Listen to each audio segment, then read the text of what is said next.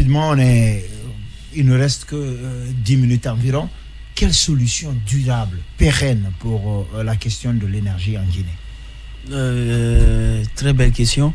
Vous savez, peu importe ce que vous allez léguer à un enfant comme héritage, si vous l'apprenez pas à la gestion, si vous l'apprenez pas à la rigueur, vous allez voir que tout votre bien va se dilapider.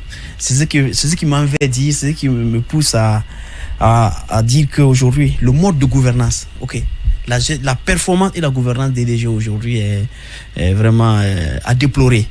Elle ne répond pas aux attentes du tout. Ceci est... Il annonce également que la moitié de son personnel a plus de 50 ans.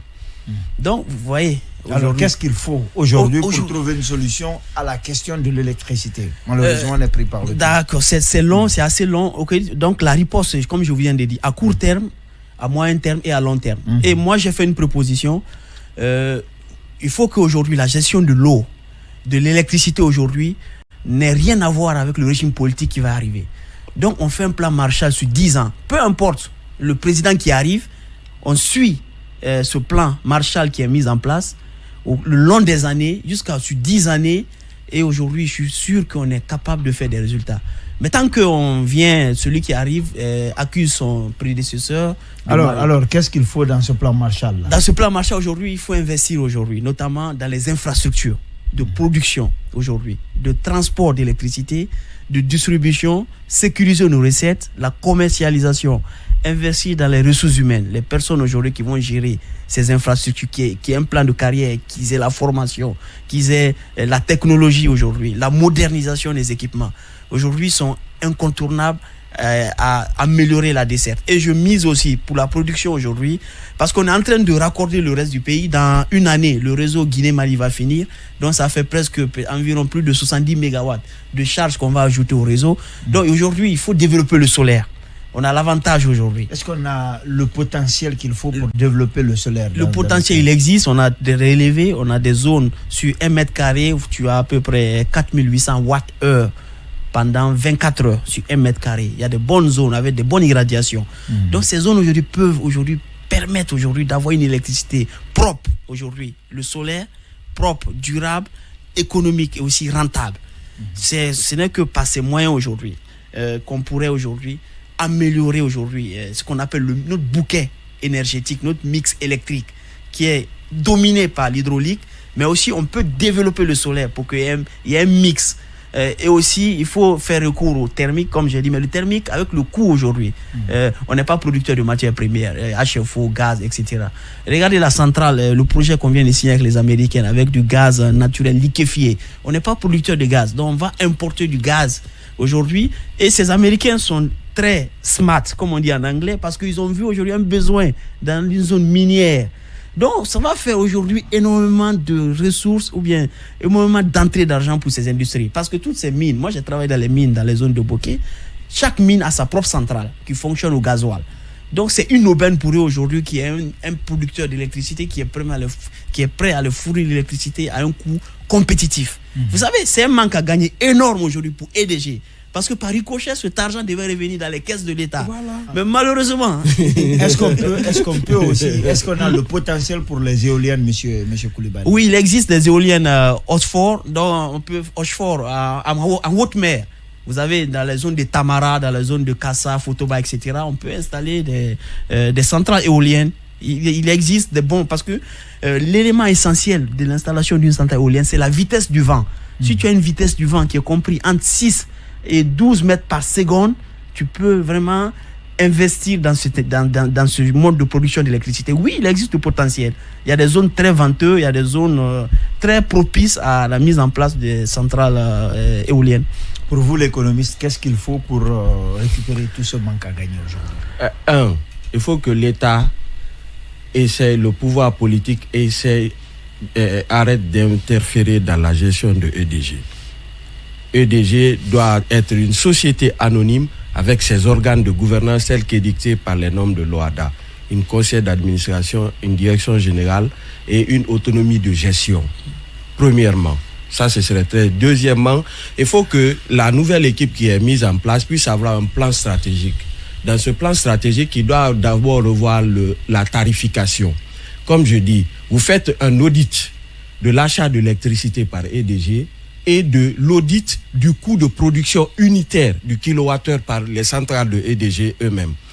À partir de là, et bien entendu, précédé d'un inventaire du parc de production de EDG, on saura quelle est la capacité de réel de EDG. Deuxièmement, il faut que l'État règle ses arriérés avec EDG.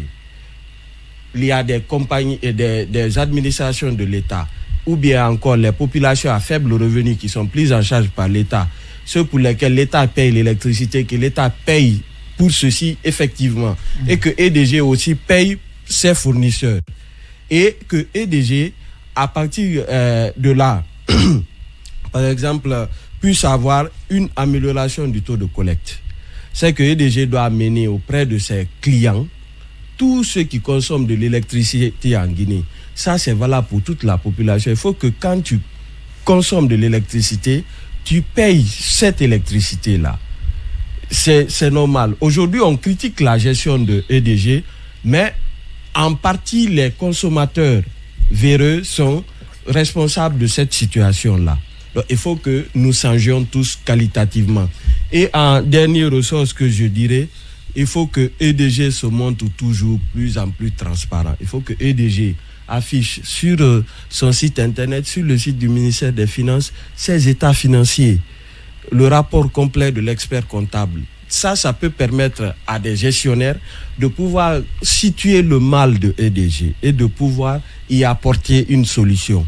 Donc on pourra aider EDG à se faire si l'État essaie d'interférer moins. Parce que, regardez, dans les lois de finances, vous allez voir que l'État inscrit dans sa loi de finances en titre 4 de transfert du ministère de l'Énergie de 3 200 milliards, 4 000 milliards comme transfert à EDG. En réalité, tout cet argent n'arrive pas à EDG. Parce que une chose est de programmer le budget, une chose est de réaliser effectivement ces transferts. Ce qui est toujours dit dans les budgets des lois de finances initiales, oh non, c'est pas tout qui arrive à EDG. Donc cet imbroglio-là serait levé quand l'État va clarifier sa position. Dans la loi de finances initiale, l'État a dit qu'il coupe 1 000 milliards sur EDG. Donc on est autour de 3 000 milliards. 3 000 milliards, ça fait quand même 290 à 300 millions de dollars. Mais est-ce qu'effectivement l'État va lui payer ces 300 millions de dollars? Parce que les fournisseurs de EDG se plaignent de 4 ans de retard de paiement.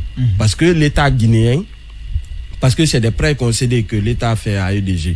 Donc l'État guinéen qui doit régler ses factures à la compagnie ne l'a pas réglé. Donc si elle ne prend garde, c'est qu'elle va mettre la société en difficulté. Et qu'en dernier ressort, donc qui paye les factures, qui gère quoi? Est-ce l'État? Est-ce EDG? Donc ça pose un problème de gestion. EDG devrait tous se rendre pour prendre des ordres chez l'État. Bien sûr, l'État est l'actionnaire majoritaire, mais les formes de l'intervention de l'actionnaire sont définies dans les statuts de l'entreprise. Donc l'État doit pouvoir respecter cela, au risque que ces introductions intempestives-là vont saper la politique de EDG. Donc pour ma part, moi je dis que l'État doit réduire ses interventions à EDG. Et non seulement les transferts d'argent, mais également l'intervention, donc la collusion politique qui peut y avoir entre cette société d'État et l'autorité politique. Et enfin, EDG maintenant peut avoir tous les instruments de gouvernance qu'il faut maintenant pour amoindrir ces pertes. Il faut réduire le vol, il faut réduire la déperdition, il faut réduire tout ce qui peut augmenter les charges de l'entreprise. Et deuxièmement, il faut permettre à EDG maintenant de gagner plus d'argent, de prospecter de nouveaux clients. Les clients ne manquent pas. Il y a des miniers qui sont preneurs, il y a des industriels qui s'installent. Voilà, qui ne manquent pas. Donc, une compagnie, il cherche des débouchés. Des débouchés chez nous, il y en a beaucoup. Des gens s'installent tous les jours, ils veulent du courant, ils veulent installer des usines. Ils demandent tout de suite là, tu demandes à un industriel quelle est ta source d'énergie. Il veut installer une usine, mais comment il va alimenter son usine? Il dit non, EDG dit bon, je te mets une ligne de 110 kV, une ligne de 225 kV. Voilà, à ce prix-là. Le gars étudie, il compare. Il dit, si j'installe ma propre source, ça va me coûter plus cher sur les 5 ans. EDG m'assure qu'il va me donner tout. Mais il prend EDG. EDG devient Engie en France comme Sénélec au Sénégal. C'est pas compliqué ça. Ça, c'est de la gestion. Ça, c'est du management. Ça, c'est de la gouvernance. Mais il faut que ce soit l'État qui donne le ton. Mais s'il y a trop de collusion entre EDG et l'État, il faut que cette collusion, à la fois politique, cesse, et que l'État clarifie et soit transparent sur les transferts qu'il fait à EDG. D'accord. Ça, c'est extrêmement important. Merci beaucoup. Alors, le mot de la fin, Le mot de la fin, il faut améliorer la gouvernance et la performance du secteur de l'électricité. 2, il faut assurer la sécurité et la fiabilité d'approvisionnement de l'électricité. 3, il faut assurer ce qu'on appelle le développement des énergies renouvelables dans le mix énergétique. 4, aujourd'hui, il faut ajouter ce qu'on appelle les gestes de sobriété énergétique et d'efficacité énergétique pour économie d'énergie, etc., etc. Et enfin, il faut ce qu'on appelle aujourd'hui accroître aujourd'hui, nous, consommateurs, quelle est notre aide, quelle est notre implication aujourd'hui dans l'amélioration de la performance des électricités, en sécurisant les recettes, en veillant sur les infrastructures, parce que c'est des biens collectifs, en évitant de vandaliser, de voler, etc. Parce que j'ai vu plusieurs situations pareilles qui ont fragilisé nos infrastructures énergétiques suite au vandalisme, suite au vol des équipements électriques. D'accord. Alors, Monsieur Camara, un mot de la fin rapidement parce qu'on est talonné par le temps. Vivement EDG, champion d'Afrique d'électricité. Vivement. Alors, en tout cas, on souhaite un bonsoir à tous vos étudiants qui nous suivent un peu partout à travers le pays. Alors, merci à tous. Merci d'avoir accepté de répondre à nos questions.